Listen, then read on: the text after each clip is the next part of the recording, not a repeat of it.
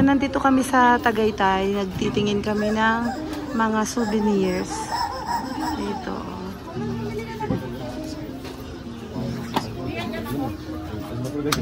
Hindi pa ako nabili.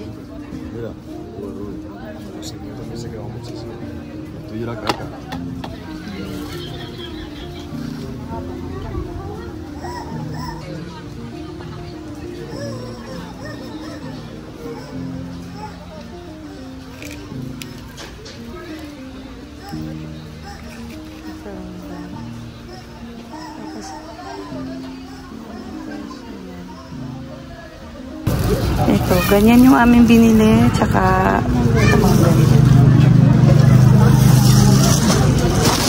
nabili ko din yung receipt ng ganito.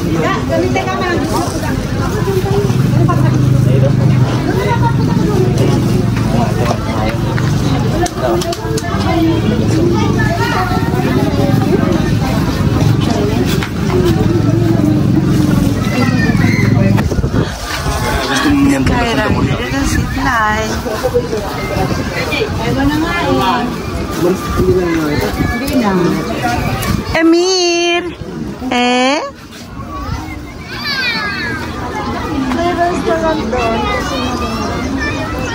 Dito yan mag-start, then and doon. Ayun, ang dami nagpapalipad ng mga saranggola. Oh. Ayan. Ang daming mga tindahan ng mga souvenirs. Ayan. Hanggang doon kami nakabili. Doon sa may una doon. Punong-puno pala to ng mga tindahan ng mga souvenirs. Oh. Ayan. Naghahanap kami ng kakainan. Meron pa pala ditong madaming bilihan ng mga souvenirs. Ayan. So, doon kami kakain. Masarap daw doon sa labas. Kasi doon sa loob na kainan, lahat ng in-order namin, yung iba wala. So, dito na lang kami kakain sa labas. Meron din ditong bulaluhan na yun, oh. Palabas na kami. Sa Gately, bulaluhan, and Tapsilugan. Dito kami kakain. Okay daw yung price dito.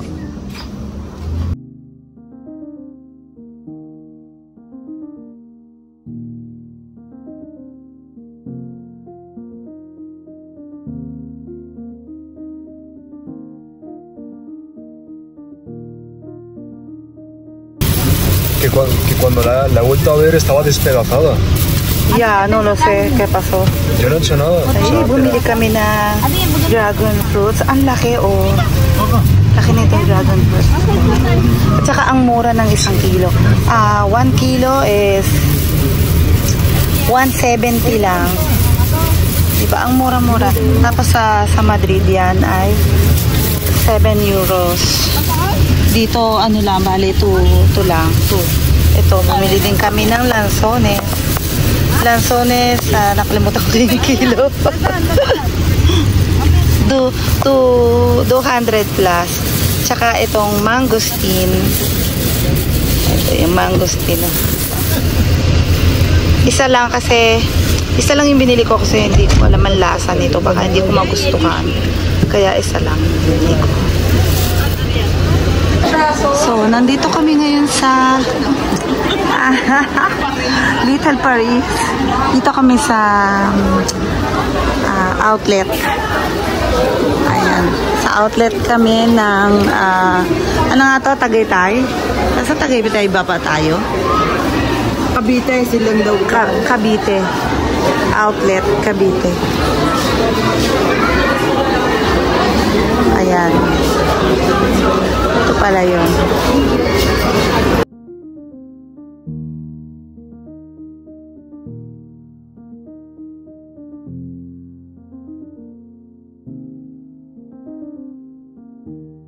Naikot namin yung paligid. Ito lang yung nakita naming kainan. Wala pa lang kainan dito. Ayun na, coffee. Pick up coffee. Dito. So, meron pa pala tong ibaba. Ayan. Tingnan natin dito. Baka meron.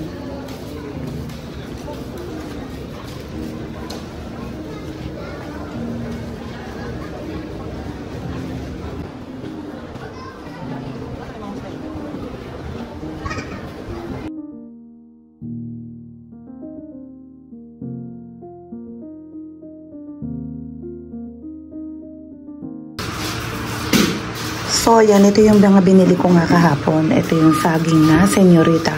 Ang sarap nito. Kaysa sarap-sarap. Very delicious. Yes. Isang buwig yung aking binili. Yes. Very, very too much. And only 100 pesos yung isang tangkay nito. Isang buo. Isang buwig.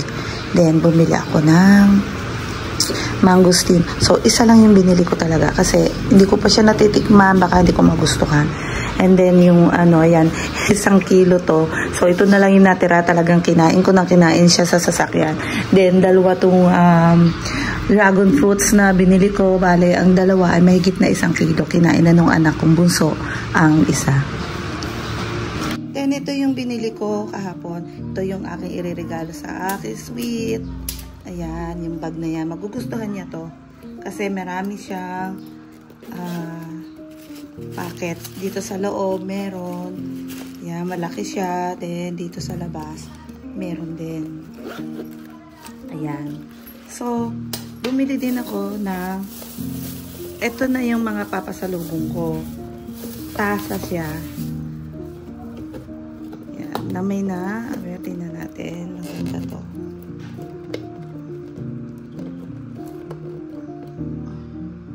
Ito yung aking biniling pasalubong na tasa. Ayan siya.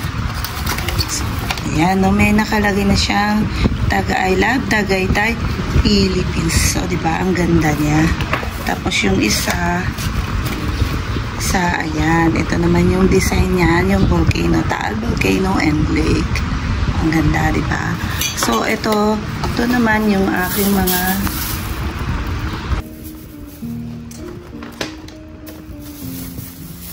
ayan, ito yung aking mga pinamiling mga ref magnet. Diba ang cute niya? Ang cute, oh. Ayan. Cute ng ang ref magnet na pinamili ko. Basket siya. 3 for 100 lang. Ayan, bumili din ako ng coin purse na may nakalagay na Tagaytay City, Philippines. O, diba? Ayan.